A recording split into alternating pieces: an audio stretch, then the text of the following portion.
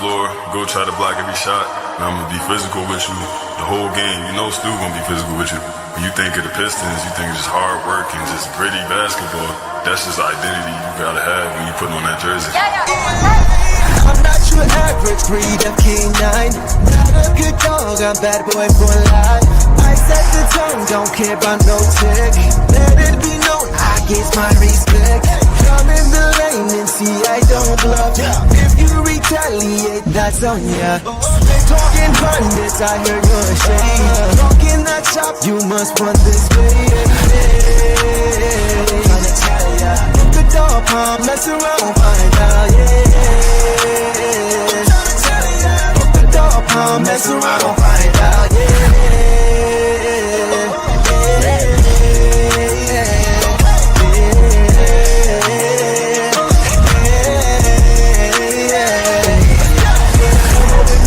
For some barbecue sauce, boy, you better crop a hill, cause I'm like that.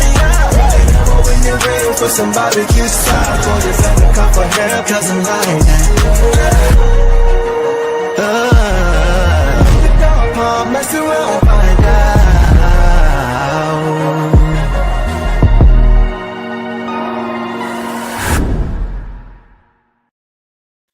Detroit basketball.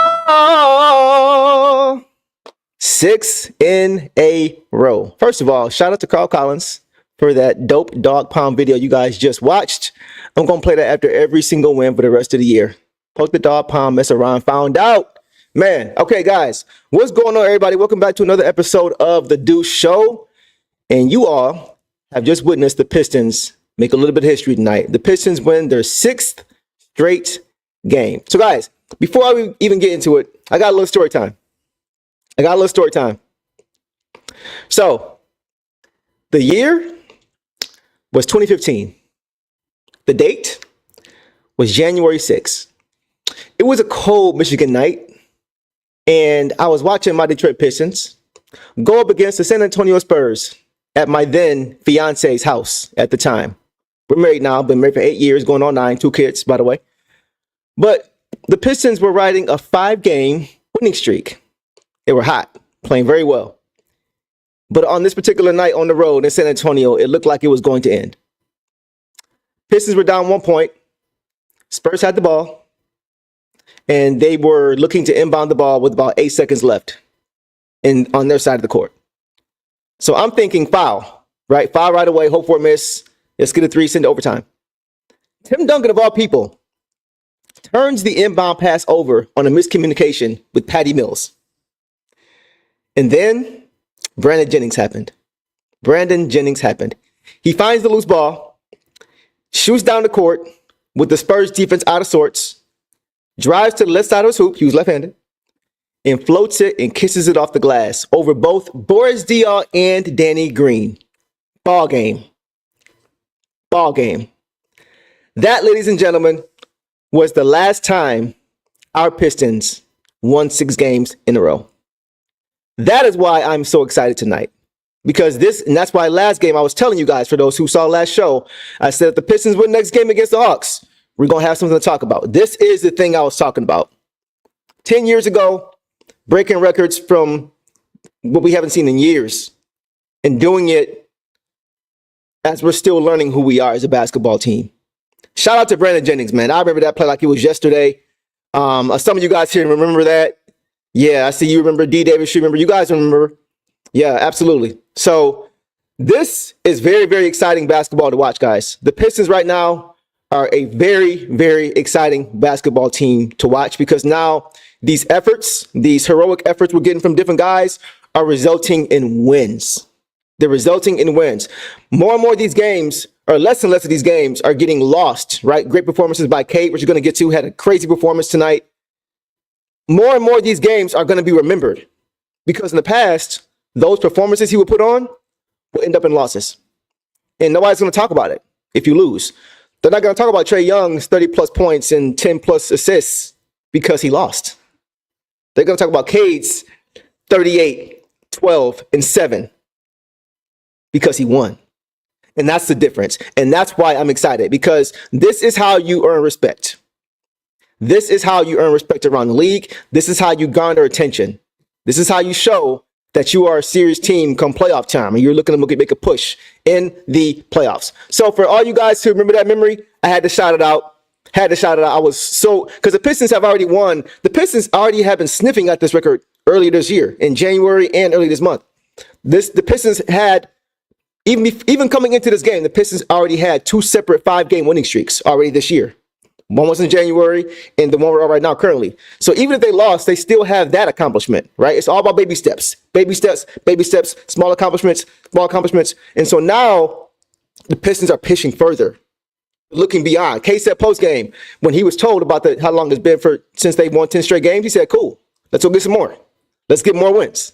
So my question to you guys, we're going to take a look at the schedule coming up later, but just as a precursor, how many games are the Pistons going to win in a row now? We got some tough matchups coming up soon, but how many games with the Pistons rolling the way they are they going to win straight? Is it going to stop at 6? Is it going to be 7? Going to be 8? Going to be 9? 10 plus? Are they going to go on a run? Let me know.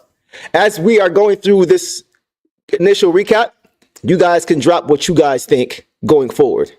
And I will come back and we will address that. All right. So let's get into tonight's game. Let's get into the initial thoughts that I had. So, like I said, tonight was a very back and forth game. Very much so a back and forth game. It was nip tuck the whole game. Neither team could really just take control, take a stranglehold on this game throughout the entire game.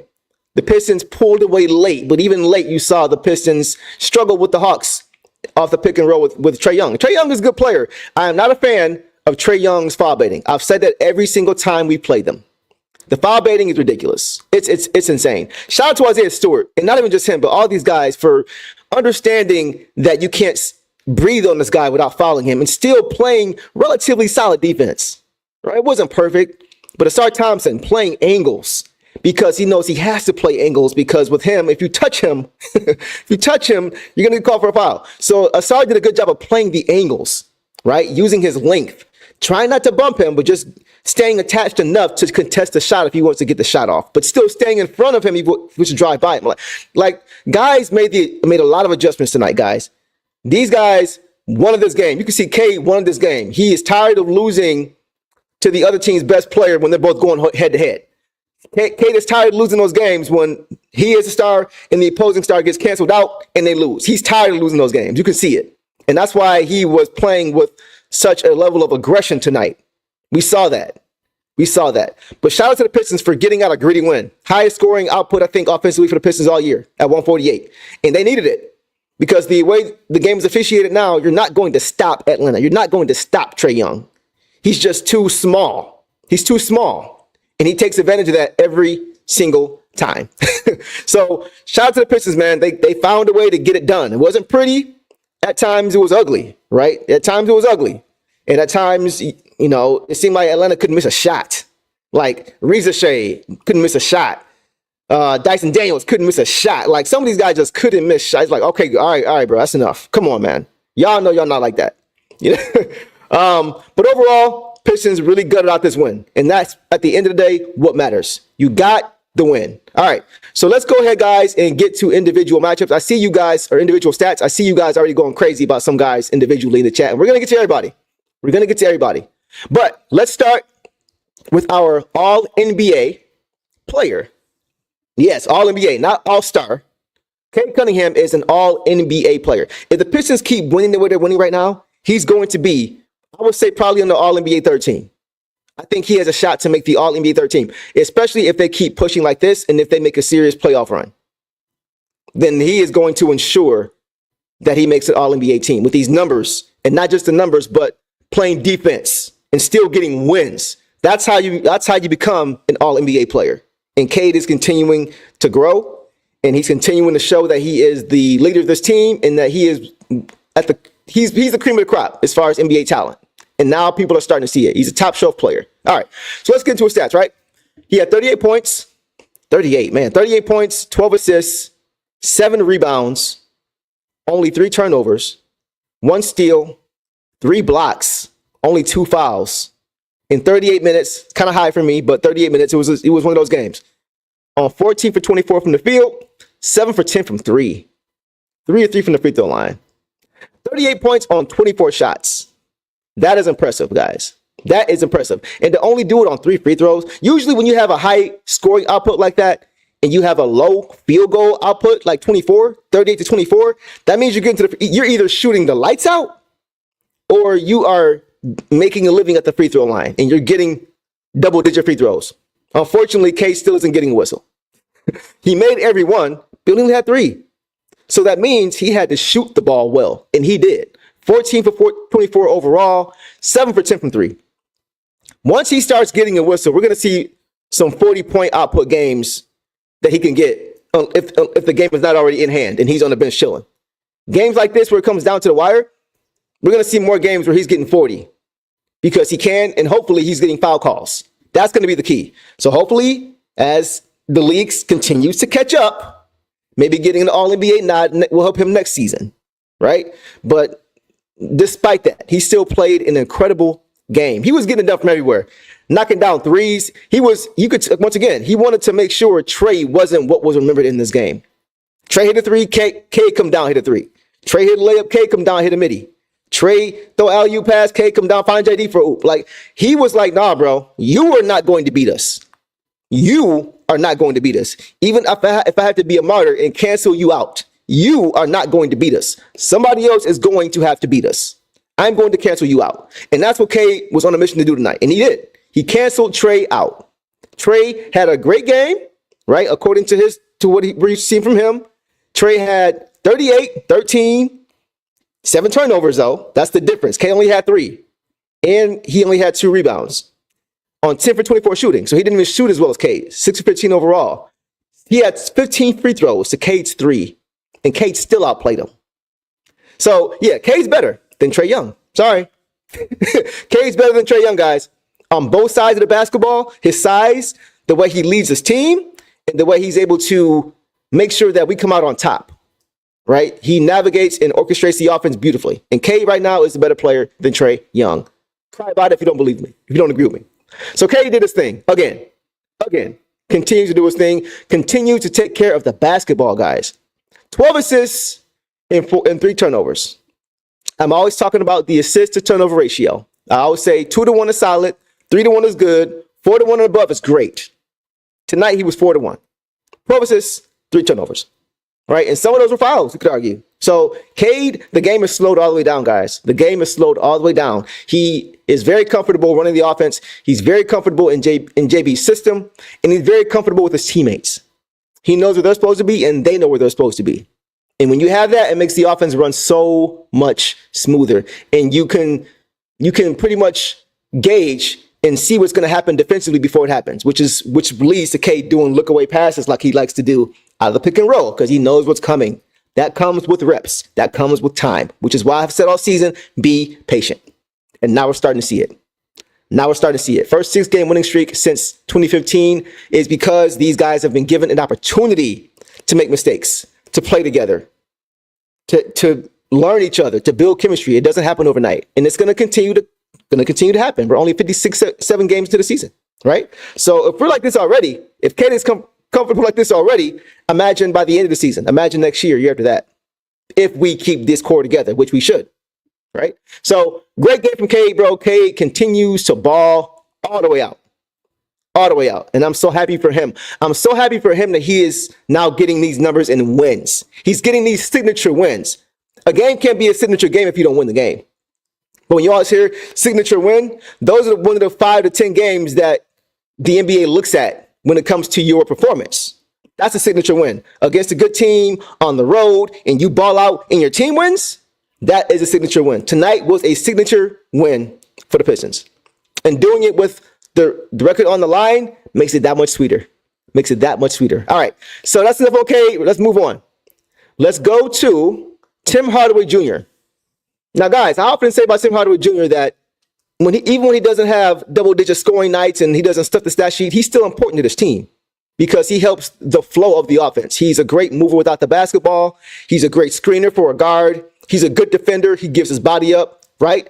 And when he's open, he knocks down shots. He looks like Beasley as a starter when he's open, coming off screens, knocking them down. He had 18 points tonight, 2 assists, 1 steal, 1 turnover, 1 board on 6 for 11 shooting, 6 for 10 from 3 in 28 minutes. So 10 of his 11 shots were threes, which means he's playing what? He's playing systematic basketball. He's playing exactly the kind of basketball that the Pistons need him to play. He's being a star in his role. He's doing very individual things, 3 or 4 things that is required of his role, and he's doing that perfectly. He's doing it perfectly. He's shooting the ball well. He's playing solid defense. He's moving without the basketball. He's making the right plays, the right passes. He's switching off. He's communicating with, he is a great team basketball player. He's been a great fill-in with Jaden being out. Great fill-in with Jaden being out. And he's exactly what Cade Cunningham needs as far as spacing. And he's knocking down shots. You can't ask for more from Tim Hardaway. You can't ask for more from him. For what he came here to do, he is doing that to a T, guys. He does not get enough credit. And I have to give him that credit for that. He played very, very well tonight. Very, very well tonight, man. Shot after shot after shot after shot. He just continues to get it done.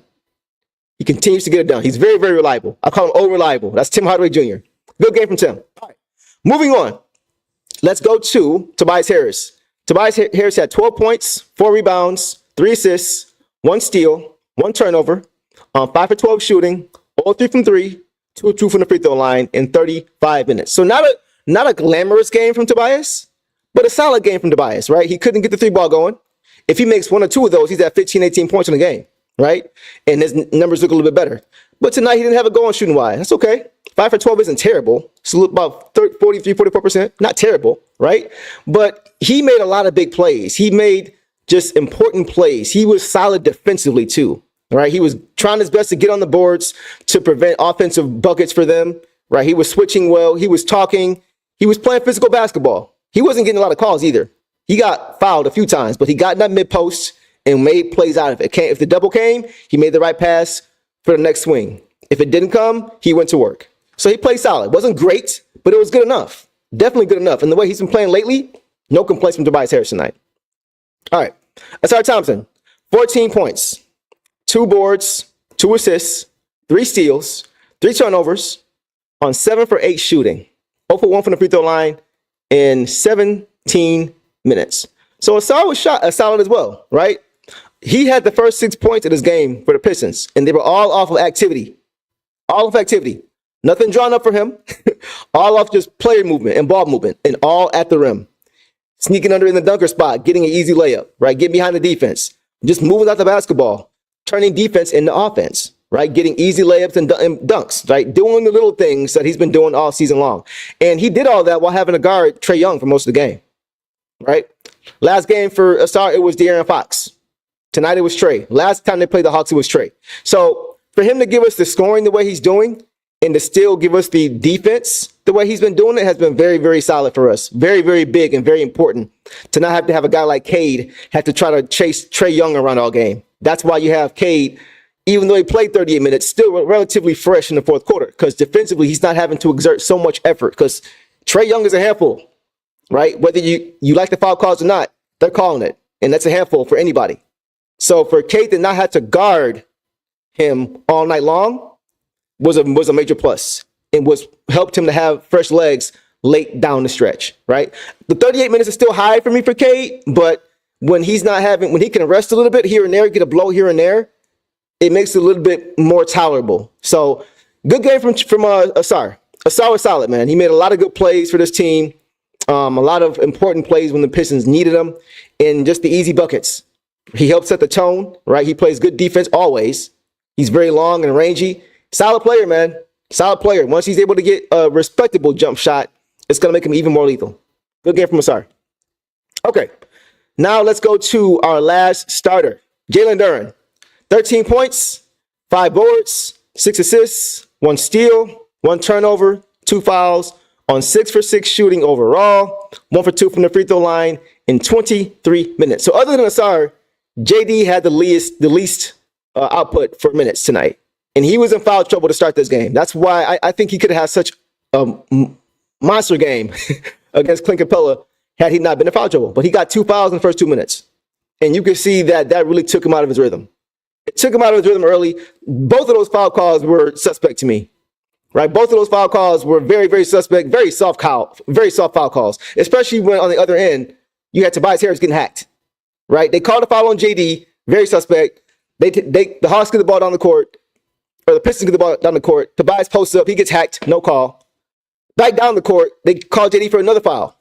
Suspect. Like, come on, bro. Like, I understand home court advantage, but golly, come on, man. What is this? Cade getting 3 all game? Trae got 15? Come on. So JD has to continue to work on that. Whether they're calling a light whistle or not, you got to make the adjustment once you get that first call. You got to make that adjustment quick, right? You got to identify how the game is going to be played right away, especially if you get a foul call. Once you get that first one, you can't contest everything. You got to just play big. You got to make sure that you're stationary when you're playing defense, right? You can't use your hands. You got to play smart. And he got called for that second one, trying to keep that defensive mindset that we've all been asking for. He was trying to keep it. The only problem was he only had one foul, and they were calling light fouls. So you get one more, now you're in trouble. And that's what happened to him tonight. That's what happened tonight. Organic Lindo, exactly. If you breathe on him, if you breathe on Trae Young, it's a foul. And that was the way they were calling the game, but it didn't matter because the Pistons still found a way to win the game. They're showing growth. They're showing growth, man. This team is really coming along. So JD didn't have a great game because of the foul trouble, but I still salute his effort. He still played solid. He still made plays. He still tried to rebound the ball well. And his assists, guys, JD's vision is very underrated. I saw it with him as a rookie in Summer League when he played with Jaden. Backdoor passes he was making. Like, whoa, where'd this come from, big guy? And that's all starting to come back now. Now that he has solidified and identified who he is on the defensive end of the court, the Pistons seem to be giving him a little bit more rope offensively. I don't want to see him still dribbling the ball up the court like he did tonight. I don't want to see any of the bigs doing that. I don't want to see JD doing that. I don't want to see Stu doing that. I don't want to see Paul Reed doing that. I definitely don't want to see Fontecchio doing that. We're going to get to him. We are going to get to him for sure. I don't want to see any of the big guys handling the ball off the court. Unless it's Asar, Cade, Schröder, or Jaden when he comes back. Those are the only 4 guys I want pushing the ball off a rebound. Nobody else. Not even Beasley. Get him in the corner, get him open. Bring the defense in with those other 4 guys and find him up for open shot, right? Let your guards do what they're supposed to do. You run the court, JD. You sprint down the court. That's what you do. You're going to be the recipient of whoever you pass the ball to. Passing the ball, sprint down, you're probably getting it back, right? That's what we need Jalen Duren to do. So tonight he had a turnover trying to get a pass to Cade. No, we don't need that, bro. We don't need that. Stick to who you are. Stick to who you are. You do it very, very well. You do it very, very well. Just stick to that. We'll be fine. But overall, JD was solid. Despite the foul calls, despite the foul trouble, he still only ended up with 2 fouls. Got to give him credit for that. He had 2 in the first 2 minutes and didn't get any more the rest of the game. No more the rest of the game. So he made the adjustment. He went to the bench, had to sit there for a while, right? You could tell he wanted to get back in the game. Had to sit there until second quarter, late in the second quarter, because he already had 2. Can't get any more than 3 going into halftime, right? So he made the adjustment. And he still wasn't soft at the rim either. So he played solid, man. I got to give him credit. He is growing, guys, right before our eyes. He didn't have a double-double. That's fine. He had foul trouble. That's fine. He made the adjustment. He was very much an important piece as to why the Pistons won. That's all you can ask for. He's 21. Give him time. He's showing signs of growth. He's going to continue to do that. So he's going to get better. Good game from our starters. All of our starters scored in double figures. Cade, 38. JD, 13. Tim Hardaway Jr., 18. Asar, 14. Tobias, 12. Last 2 games, our starters have been balling out. Balling out. The problem last time was the bench, right? And Cade had to come back in, and I was concerned. We got Schröder because we need Cade to be able to rest when he sits down and not have to scoreboard watch. That was not the case tonight. We got contributions from Schröder and other guys who we'll get to in a minute.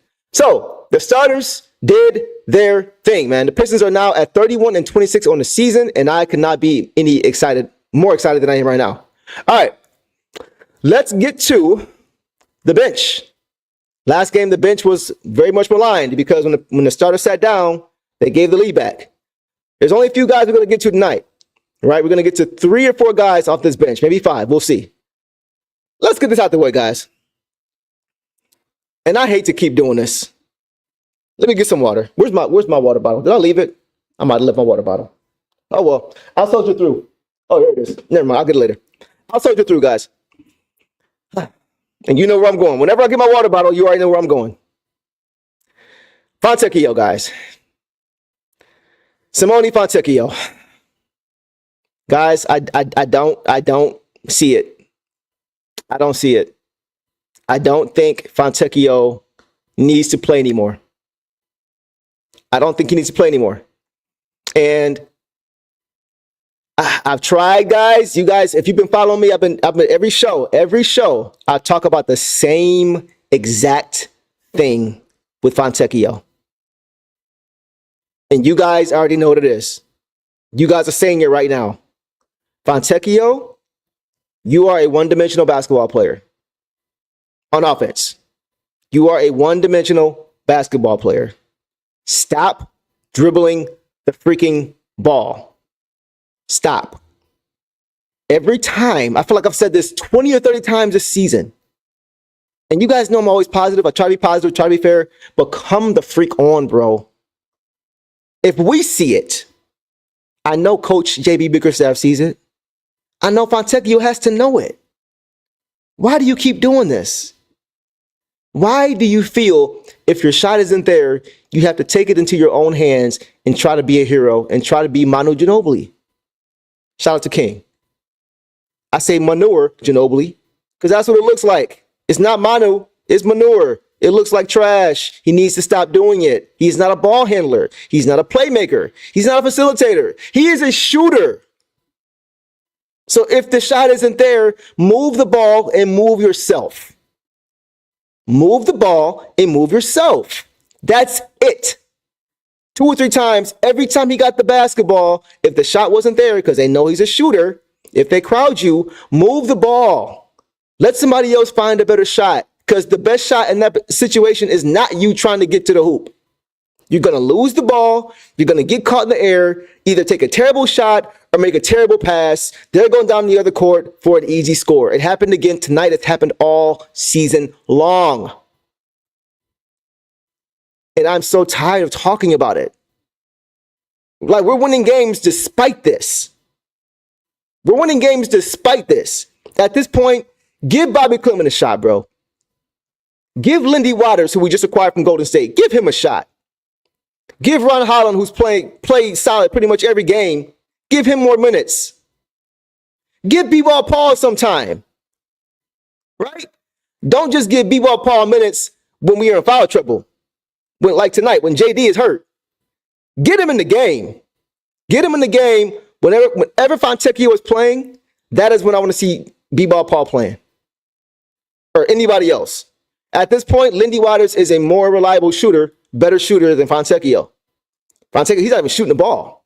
He's not even shooting the ball. Like tonight, he had 2 points on 1 for 3 shooting, 1 rebound, 1 assist in 5 minutes. He didn't, you guys realize, you know this or not, he didn't play in the second half. He did not play in the second half. You know why? Because he was atrocious in the first half. So JB Bickerstaff saw it. He saw it. He knows it. He sees it. Jared Jack, all these Luke Walton, everybody sees it. All the coaches see. They have to. That's why he didn't play second half. I said last game, the Pistons, if I'm the Pistons, I'm giving him a 5 to 7 game window. A 5 to 7 game window to see if he can show any kind of consistency. Because he hasn't showed any consistency all year. He had 1 great game, 1 bad game. 1 great game, 1 bad game. Like, he hasn't made it. So post All-Star break, I said, give him 5 to 7 games max. Because we're rolling right now. We can't be losing games because of stuff like this. Right? We cannot be losing games because of stuff like this. And his teammates, guys, they see it. If you look close enough, you can see irritation on their faces when he's not making good decisions. So I see what you guys are saying in the chat. I heard the same thing, that he hurt himself, he hurt his hand. This is all I got to say, bro. I'm not saying that they're lying, but bro, I think he may have hurt himself. I think he may have hurt himself, if you know what I'm saying. I didn't see no injury. I could be wrong. But I'm just saying, the Pistons knew what was at stake this game. 5-game winning streak. If he did get hurt, unfortunate for him. Happy accident for the Pistons. Right? Fontecchio cannot continue to play. He can't. He's hurting the Pistons too much. And I hate to say that about one of my own guys. But I got eyeballs just like y'all. Y'all see it. If he's not shooting the basketball, he needs to move it and move himself. If the ball is supposed to come back to you, it will. And if it's not, it won't.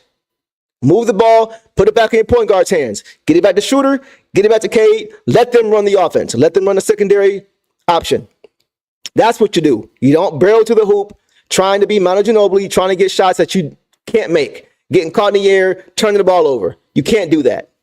Not when this team is playing as well as it's playing right now. Can't do it. MB well. Appreciate you, my dog. Maybe the Pistons should let Ivy sit and heal. You know what? That's kind of where I'm at with him, MB well. Like selfishly, because that's my guy. I know him a little bit, Jaden. That's my boy, but I personally don't want him to rush back. If he has been cleared, and that's the thing. I have an idea of where he is. I have a whole video with his father talking about where he is in this process. I'm not going to reveal that right now. I have an idea of where he's at. So if he's ready and he's been cleared and he can catch a rhythm, sure, let's play him. Absolutely. But we got to realize he's not going to come back right away and just start balling, right? We got to give Jaden the Aiden treatment, Aiden Hutchinson. Had he been able to come back for the Super Bowl, we understand it wouldn't have been the same Aiden before he got hurt, right? He's just going to be a contribution. He's better than what we have, right? So we can't expect Jaden, if he does come back this season, to come right back to where he was. He's got to get into a flow. These guys around him have gotten better since he's been gone. Harlan's gotten better. Asar's gotten better. You see what I'm saying? So he has to adjust to them too. They're not the same guys as when he went down. Cade has gotten better. Cade's turnovers is like this now. So Jaden's going to have to understand, okay, maybe Cade doesn't need as much help now. Maybe I can just really be a slasher now, not have to do as much ball duties while he's in the game. These are things that's going to take time. And that's aside from him individually trusting his legs again, not overcompensating on the other leg because he's still worried about that leg and hurting something else. It's going to take a minute. So I'm like, is it even worth it to bring him back right now? I know he wants to play. Trust me, he wants to play yesterday. He is itching to play basketball. Out the walking boot, not cleared yet. It's going to be a minute, but he is itching to get back at it. I can vouch for that and verify that for sure. But if it means he has to rush back, or it means he's not into a rhythm, or it means that he's not trusting his leg, or it just means that he's not helping the team where we are right now, be safe. Give him an off season. Let him come back when he's ready. If he's ready, let's go. See how he does, right? If he can bounce back, even more, better for our depth, better for our team, more dangerous for a playoff team we're playing against, right? But if he's not there, just let him chill. Just let him chill. Give him time. So I'm with you, MB well, on that. That's a great comment by you, and I'm totally in agreement with that if that's going to be the case. AB, bro, these boys is playing, ain't they? These boys is playing, man. Cade, he on some other stuff right now. I was saying earlier, Cade was not going to let Trae Young beat us. Even if it meant that him and Cade was going to cancel out. Cade was not going to let Trae Young be the reason that we won. He was matching him shot for shot, play for play. You can see it in his face. I know I'm not talking to you, AB. I know you know. But guys, you can see it in Cade's face. He's like, nah, bro, he ain't about to beat us. Not again. Not again. If Clint Capella or Dyson Daniels or somebody else hits a shot, George Niang, all right, fine. But Trae ain't about to beat us. Not while I'm on the court. And that's why Cade had the 38, 12, and 7 to match Trae's 38 and whatever he had, 12 and 7 turnovers, right? He's like, nah, bro, I'm better. I'm better than you. On both sides of the ball, I'm better than you. And my team's better too. And I'm going to be the one to walk away with the signature win, not you. My stats are going to be the ones that are shown on ESPN, that are remembered, not yours, because I'm going to win. You're going to lose. Cade is tired of being on the wrong end of having great performances and nobody remembers. Great games, triple doubles, and nobody remembers. Why? Because the Pistons can't win games. He's tired of that. And now with him getting an all-star nod, he wants to build on that to show that wasn't a fluke. He wants to go into the playoffs looking to earn an all-NBA nod. That's what Cade is on right now. And the team has his back. The team has his back. Shannon, you were right. We are all tired. We were all tired of it. It's nice to see him benefiting now. And he's stepping up. He's stepping up. I love it. I absolutely love it, man. I absolutely love it. So, AB, shout out to you, bro. While they sleep, we working. By the way, if you guys haven't heard that song, check it out. Right here in the side, my music, number 3, While They Sleep. That song was for Ashton. That's for AB. While they sleep, we working. Go check that out. Featuring my girl, Christina Smith from Love and Marriage Detroit. Anyway, Back to this game. So we talked about Fontecchio, right? That's it. I'm gonna leave it there. We all seen the same thing. It can't continue. It can't continue, man. We gotta make a change. I said 5 to 7 games. We're already 2 games in. I'm saying 5 max. If we keep getting this, we gotta make a change. And maybe that's even too much. I'm just trying to be fair. I'm trying, right? I've been a guy that's talked about patience all year. That's been my hallmark for everybody. And you guys see why now. You see K balling. You see THJ playing better. You see Asar playing better after 8 months off of the blood clot. You see JD playing ridiculous now. You see Tobias hitting his stride. You see the bench guys. Schröder's getting better game over game. Patience. That is why you don't trade anybody this early. So I can't say all that and then say, if I take it, you got to go out, right? So that's why I'm saying give him 5 games. We're already 2 games in. It don't look good. I'm giving him 3 more games. If we're still getting this, Lindy Waters, Bobby Clement, B-Ball Paul, Ron Holland, they taking those minutes. Straight up. They're just better basketball players. Ron Holland right now is already a better basketball player because he's more versatile. If Ron Holland's not making shots, he's still on the basketball court because he's still playing defense. He's making plays on defense. He can still make plays on offense. He can still get to the basket and make the right play better than a Fontecchio can. So that's why I'm saying, okay, we're 2 out of those 5 games in, but if you can't give us anything on either end of the court and you're hurting us like visibly, you can't keep playing. You just can't keep playing, bro. So that's that. I'm gonna leave it at Fontecchio there. I'm monitoring him very, very, very, very closely over these next 3 games to see what happens with him. But right now, it don't look good. All right. So let's get to some of the bright spots tonight as far as with this team off the bench. Malik Beasley. God almighty. This guy, man, is ridiculous. Ridiculous. I've said it before, I'll say it again.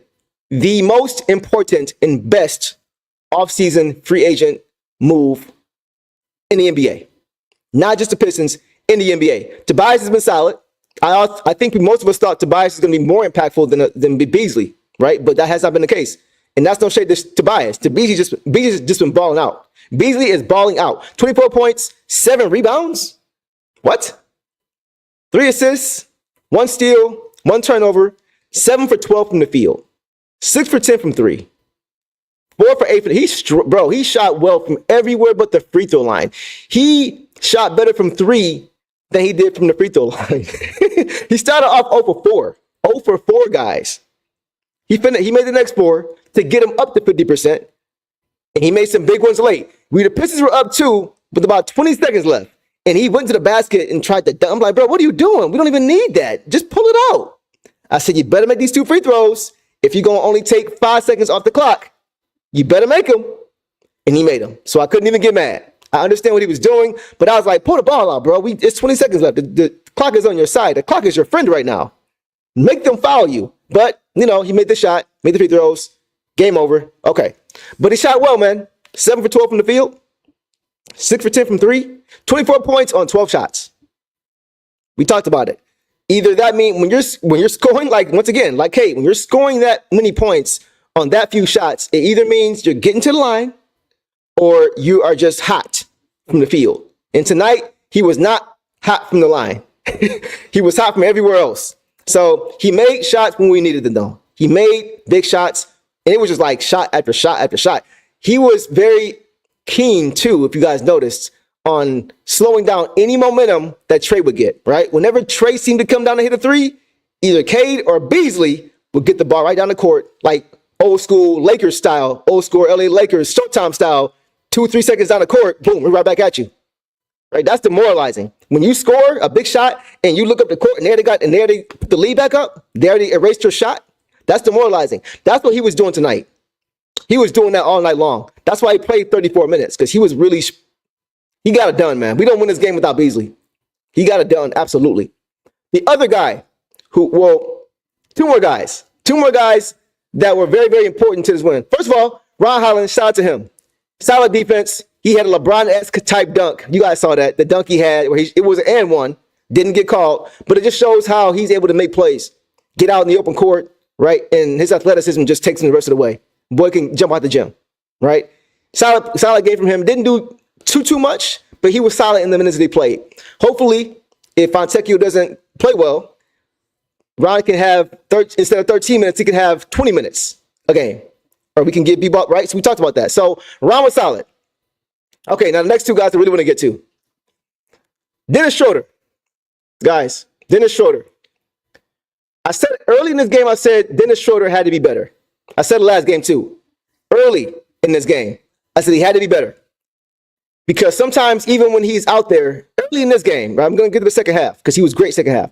But early in the first half, the offense does look more organized just because he's a point guard and he has to be accounted for, right? But I was saying he has to do more than just be a threat as a point guard. It's kind of like having a receiver on the field who's not getting the ball. But just because he's out there, you got to account for him, right? Schroeder needs to give us more than just being a point guard and knowing he's a threat. You got to actually make some plays, right? And so early, he really wasn't making plays. And that's why Cade had to come back into the game because the Hawks went on a 9-0 run as soon as Cade sat down in the first half. And Cade, once again, had to come right back into the game. And that's what I was saying. That was the whole point of the Schroeder trade, is to run the offense when Cade sits down so Cade can sit down without scoreboard watching and having to come right back into the game. That worried me early on. Second half, though, boy went to work. Boy went to work, man. He really came alive in that second half. He had 16 points, 7 assists, man, 4 rebounds, 1 steal, 1 turnover, on 5 for 10 shooting, 1 for 6 from 3, so he didn't shoot well from 3. That's okay. 5 for 5 from the free throw line in 22 minutes. Solid game, man. He made some big plays, some big threes. Well, he made one big three, but he made some big shots. That and one at the end, that was beautiful. Late in the game, that was nice. That was nice, man. And he's making plays. And I said I wasn't panicking early because he just got here. This is game 5. I understand it. I'm just saying he still needs to be better. What we need for him in this stretch run needed to be more than what we were getting. And tonight in the second half, he showed more of what we can expect to see. I don't want to see him taking 6 threes, though. That's a bit much for my point guard. It's a bit much for my backup point guard. I don't want my backup point guard taking 6 threes. My backup point guard getting other guys' shots, right? That's what I want. But he made big plays down the stretch when the Pistons needed him. They needed him. They needed everybody tonight. And he came up big. I got to give him credit, man. Right, Devin, I was just about to say that. The mid-range game, that is where he is great. He is great in the mid-range. Off the pick and roll, you got to choose. You're going to guard me, you're going to guard the roller. You're going to get Stu an easy bucket, or you're going to allow me to get an easy shot, right? That is his threat. That is what he brings to this team. That's what he brings to this team. Yeah, and look, this is evaluation mode for Trajan Langdon right now with all these guys, but especially a guy like Trajan, or a guy like Schroeder, who was brought in to fill a role. Because don't forget, we got Jaden Ivey just waiting to get back. Jaden was the backup point guard, if you remember, before he got hurt. When Cade would sit down, Jaden would slide to the 1, and Beasley would slide to the 2. So right now, Schroeder is playing the role that Jaden would play when Cade would sit down. So depending on how he does, if he is reliable for the rest of the season in the playoffs, then maybe the Pistons can agree to a deal with him beyond this season that's reasonable as a depth point guard, right? I did like seeing Cade and Schroeder sometimes together. That was cool. But once again, when you're playing both of those guys, once they get tired, you're either going to have both of those guys sitting down and no point guard in the game, or one of those guys is going to have to be the point guard and they're tired. That's why I like staggering those guys more so. That's why Jaden is so important. So if Schroeder is solid for the rest of the season and makes some big plays in the playoffs, yeah, bring him back. And if Jaden or Cade is struggling next season in a particular game, now you could put Schroeder in the game and let him do his thing. And maybe you can let him play a few minutes with Sasser. See if he can get Sasser going. Can't do that too long because that's a very small backcourt. But if he needs a scoring punch, offense is stuck in the mud, yeah, get those guys in there. See if they can give you something for a few minutes. Give Cade a blow. Give Jaden a blow. Let them reset, right? That's why they become important. I think Sasser will greatly benefit from having a guy like Schroeder on the floor with him, right? But once again, the defense is going to struggle because Sasser's a pit bull, but he's only 6'1", 6'2". Schroeder's a solid defender. He's 6'2". You know what I mean? That's a real small backcourt. That's the opposite of our starting backcourt of Cade and Jaden when they're healthy. So that's what I think should happen right now. Let him play out the rest of the season, see how he does. If he catches a rhythm and really gives us some help in the playoffs and the rest of the season, bring him back. Bring him back on a solid deal. On a solid deal, because we still got some guys on this team of our young core we've got to pay in the next year or two. So we can't give guys like that too much because our core is most important. right? But overall, Schröder did his thing, man. He was very, very important tonight. I got to give him credit. He played a very, very good game. Very, very good game, especially in that second half. All right, last guy, guys. We're going to get to him. We'll get out of here. And I love saving him for last because it's ironic because it's not like he has a huge output offensively, but just the things he does in the basketball court are invaluable. Isaiah Stewart. Need I say more about the impact this guy has on this basketball team? I made a short on my channel, go check it out, about Isaiah Stewart possibly being a Pistons lifer. I think Isaiah Stewart, guys, may be a Pistons lifer. I think he may be one of those rare guys, a la Udonis Haslem. I think DG, shout out to you. I think DG said the last video, Udonis Haslem, he culture, right? That was the premise for what I was talking about with Isaiah Stewart. He is a Detroit Piston. He is the heartbeat of this team. Nobody embodies and represents what Detroit Pistons basketball is more than Isaiah Stewart. Nobody. He is literally at its core what Pistons basketball when they're winning has been, whether it's the bad boy Pistons, whether it's the going to work team. He could have played on either of those teams and been very, very effective on either of those teams. He would have fit in like a glove. Perfectly.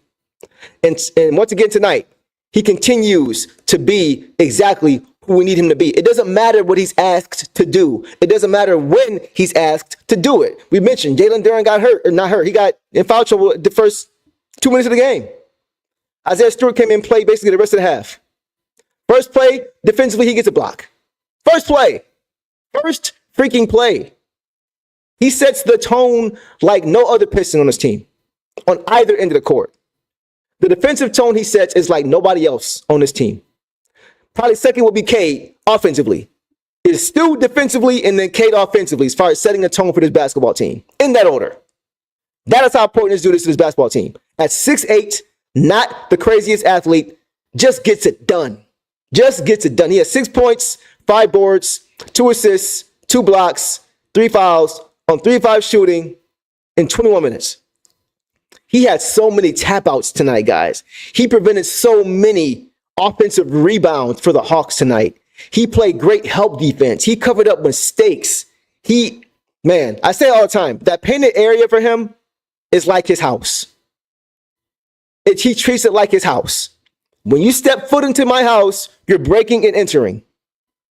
That is Isaiah Stewart's mindset when it comes to the paint. That's literally how he views it. He takes offense. He gets mad when you try to score on him. And tonight, he was a pogo stick. He was playing great help side defense and would turn around and then play good individual defense, right? If a guy was able to get by Schröder or Cade or Beasley, he'd come over as a great help side defender. And when they drop it off, he turned right back around on the very next jump, and contest the shot. He was insane. He was a pogo stick. Not a lot of guys are willing to give that effort. JD could also probably use help in that area too, as far as just help side jump and then the individual jump. Like JD a lot of time would do a help side jump and then hope somebody else is helping him, right? But Stu, jump, pass, jump, like he's just everywhere. He's everywhere. It doesn't matter to him. He is like, well, at all costs, you guys are not going to score. I'm not going to rely on my teammate, even though they're supposed to, helping the helper. I'm not going to rely on the help from the helper. I'm going to take ownership of this possession. I'm going to take ownership of this paint. I'm going to take ownership of my house. It's a pride thing with him, man. That is what I mean by setting the tone. That is how he sets the tone. He doesn't care. He really does not care about anything but preventing you from scoring in that paint. And not even just the paint, because he's also one of the best perimeter big defenders in the league. He does it everywhere. He does everything. And that late foul on Trae, which got rescinded. How many times do you see big guys stop Trae in that situation when Stu is already out of position trying to locate Trae and Trae's darting to the basket trying to get a foul? So Stu he has to contest and not foul. And with him being way bigger than Trae, that's hard to do. If you breathe on him, they're calling a foul and he's going to lean all the way into it. He knows Stu is there. He knows the referee sees the size difference. Trae knows he's a superstar. He knows all these things. So for Stu to not get called for a foul on that, incredible, guys. Incredible, man. I hope the Pistons never trade this guy, ever. He is, as DG said, he can be the Udonis Haslem for this team. They have Heat culture. We have Pistons culture, dog pound culture, whatever you want to call it. Culture. You need to have it, and he is the culture setter for this basketball team, guys. Period.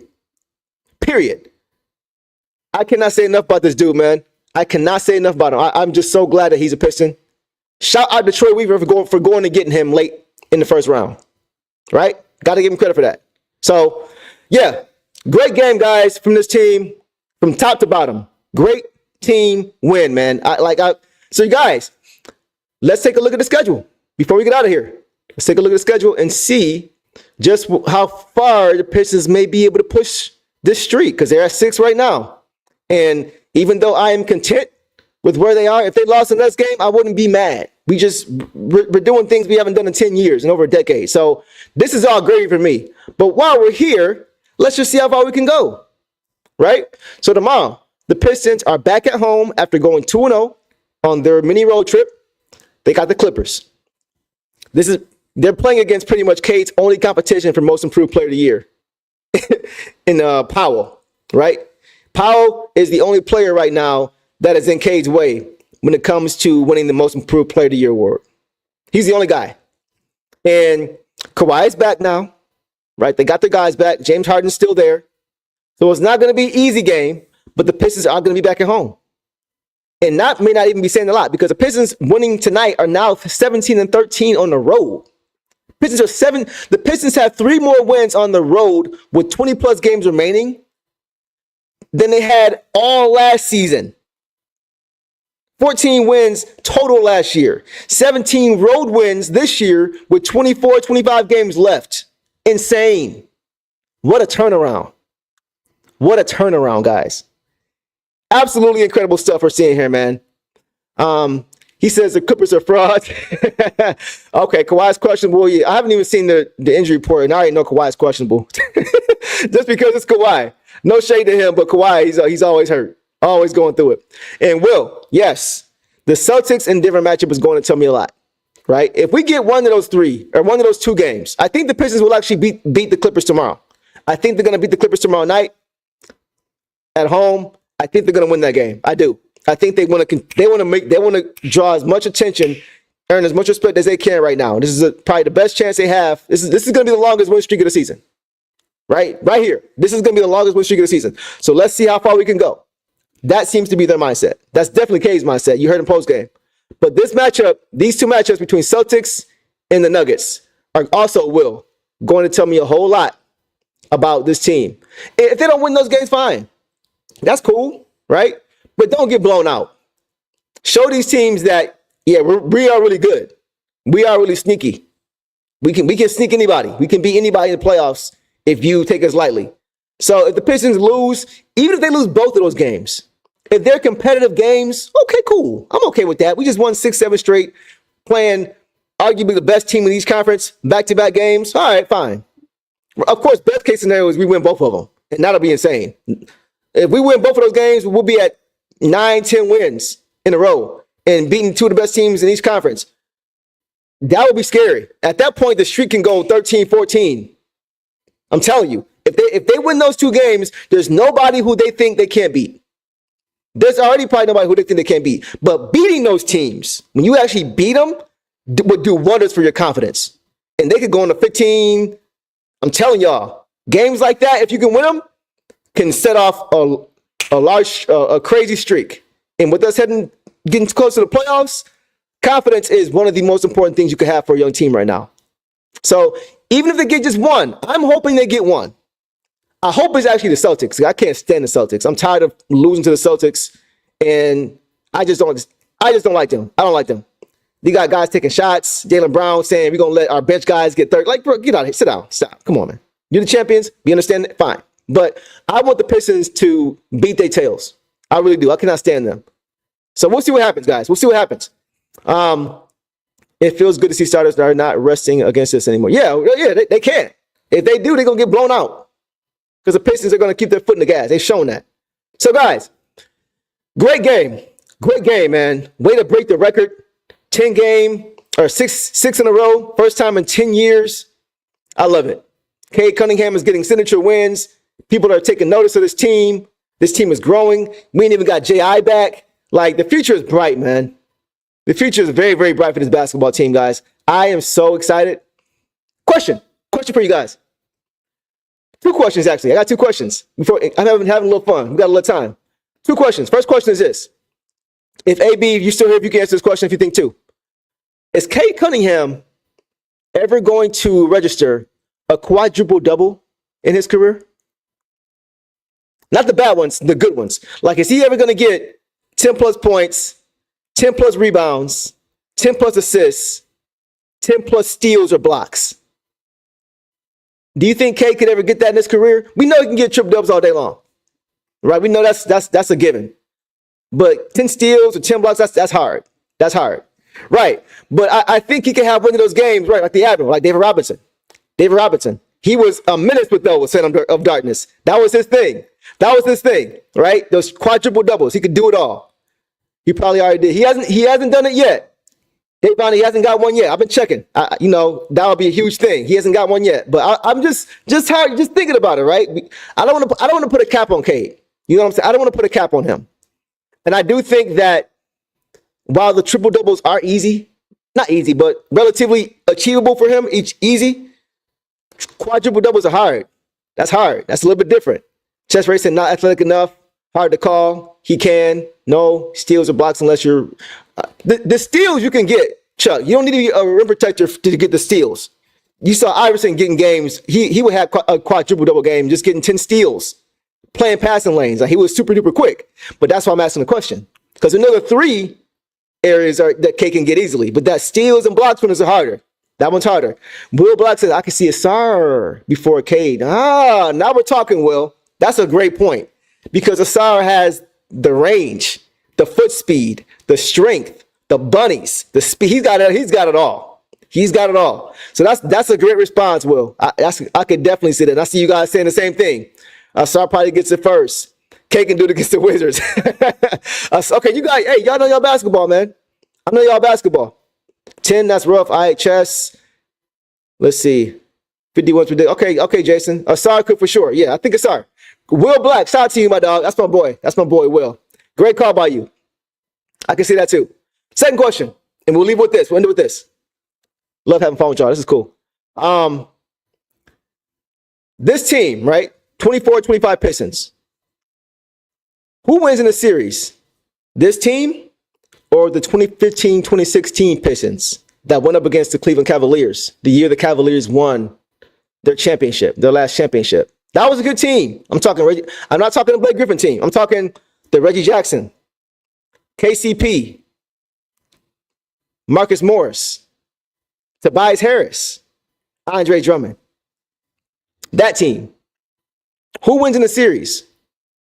Now, that series against the Cavs, it was a sweep. Right. Will Black, of course. Can't forget Stanimal. Can't forget Stanley Johnson. That was prime Stanley Johnson, too. It was his rookie year, but that was still prime Stanley Johnson. But that was a good team. Every game, it was a close sweep. The Cavs won every game. They swept us, yes. But every game was close. Game 4, Reggie Jackson had a chance to send it to overtime. Right? So I just wanted to throw it out there. Which team you think is better? 2015-16 team or 24-25 team? You talking the last real team we had? Drum was a toe. Yes, he was. Yes, he was. Absolutely. Or getting listed this team because they had no star power that can take. That's a good point. That's a good point. Reggie Jackson was not a star. Drummond was a borderline star. He was an all-star, but he wasn't a superstar. He needed other guys to get him involved. He was the Jalen Duren of that team. That was his role. But yeah, I would have to agree, guys. I think this team is better. I think this team is better, and I think it may be harder to see because of how quickly they've gotten better. Right? If you remember, this team started off the season 0-4. 0-4 to start the year. Didn't look good, but I thought it was early. It was early. And so to see them change and progress this quickly, I think is what's having fans not really understanding, not Pistons fans, but just fans in general, not understanding how good this team is. We've seen the growth all year. We've seen the volcano just boiling all year. Now we're seeing it just kind of just go crazy. But other people around the league have not seen that yet. So I definitely think this team rivals, not even just rivals, but is a better team than that 2016 team and the 2018 team with Blake Griffin and Drummond. I think this team is better than that team because they're deeper. This team is deeper, much deeper, right? And I think our star player is better than that team's star player. I think I'm taking Cade Cunningham right now over Blake Griffin, who was hobbled and hurt at the end of his career in 2018. Right? Right? That's just me. But I wanted to get you guys' thoughts on that. Cade could take over games, though. He could, but not like Cade. It's levels to it. I liked Reggie when he was here, but it was different. I actually liked Brandon Jennings more than Reggie. Personally, I felt like he had more chemistry with Drummond. Personally. That's just me. But that's just my take. This team is full of future champions. That team was, well said, 7 Mile Dope Boy. And no shade to that team. But this team is filled with winners, right? Winners. Marcus Morris was a dog. But I don't know if you can win with him as a starter, a championship. You know what I mean? You're not going to win a championship with him as a starter unless your other guys are just very, very, very, very good, which that team wasn't, right? DG, who was better, 14, 15, Tobias? That's a great question. I would say this Tobias is better because that Tobias was more of just a scorer. He was a bucket getter the way he is now, but then he wasn't looking to really get other guys involved. He wasn't getting on the boards the way this Tobias is because think about it. That Tobias then didn't need to get on the boards because we had the best rebounder in the world on our team. Andre Drummond at that time was the best rebounder in the world. He was the best rebounder in the league. He was doing things that 4 and 5 times that guys like Dwight Howard, Mutombo, all these guys had only done like once. He was doing them like 4 or 5 times. Like he was ridiculous. And he was a vacuum when it came to the basketball. If it's in the glass, he's going to get it. So I think Tobias is now a more well-rounded basketball player. He may have been a little bit better offensively then, like a better shooter, more polished, more consistent. But I think now he does so many other things for you on both sides of the ball that he didn't do before. And because of that is why I say this version of Tobias Harris is a better basketball player. Good question, though. Good question. All right, guys. I think we're going to call it there. If Clement can give us anything at backup power forward, we're cooking these with grease. Absolutely. I hope he gets a shot. All right. And guys, Dennis Jenkins, man. I've been talking about Dennis Jenkins all year. I still don't see nobody talking about him. Dennis Jenkins, last night, guys, had 41 points in the G League. 41 points, 8 assists, 7 rebounds, and 8 3-pointers. I've been talking about Dennis Jenkins since Summer League. If you guys remember, I've been talking about him. And he has just been quiet, very quietly. I know it's Summer League, but you see those progressions with guys, and then they get to the NBA, and then they start to do well. They don't average 40. They may average 15 as a backup, which is what I saw for him. We have Schröder now, so I'm not mad if we leave him in the G League and let him dominate. But I am keeping that guy around. If Schröder doesn't work out, if he has too much money, he has a great second half of the season and asks for too much money in the offseason, I'm bringing Dennis Jenkins in, period. And I'm not thinking twice. Hopefully by the end of the year, if the Pistons have solidified their spot in the playoffs, say they're at 5 or 6 or whatever they are, 4 or wherever they are, and it doesn't matter what happens the last 2 or 3 games, I'm bringing them up. Put them in the game. Getting them some playing time, right? You don't want to get too far, of course, because you want to make sure you're going into the playoffs with the same rotation, all that stuff, of course. But I want to give guys like him an opportunity. He has shown every time he's played that he is an NBA player. And I think he deserves an opportunity to show that. So if you haven't yet, go do your Googles. Look up Dennis Jenkins on Instagram, on YouTube, on Twitter. You can find him anywhere. He's balling. And Bobby Clement also has been balling very quietly. This team is set up for success for the long term, guys. A lot of young guys, a lot of young talent. It's not time to get up Rasheed Wallace yet. It's not time to go get Rasheed yet, right? It's not time to go get that guy yet because we're not that team yet. We're a little bit early. We're ahead of schedule. But give it a year or two, maybe 2 or 3 years, and then you're gonna make that move with an older Cade, an older Jaden, older Jalen Durant, like older Asar, and now you go and get that guy. Not yet though. You got to take our time. So we'll end it there, guys. Been a great stream. The Pistons once again beat the Atlanta Hawks 148-143 on the road. Go 2-0 on their mini road trip, and now they're headed back home against the LA Clippers tomorrow, Monday night, and they will seek out their 7th straight win. So, as always, I appreciate you guys showing up and showing out as you always do. It's been a great stream. Looking forward to being back with you guys here tomorrow night, post-game, to hopefully talk about and celebrate the Pistons' 7-game winning streak. So, with that, I will catch you guys tomorrow night. And as always, appreciate you hanging with your boy, Detroit versus everybody.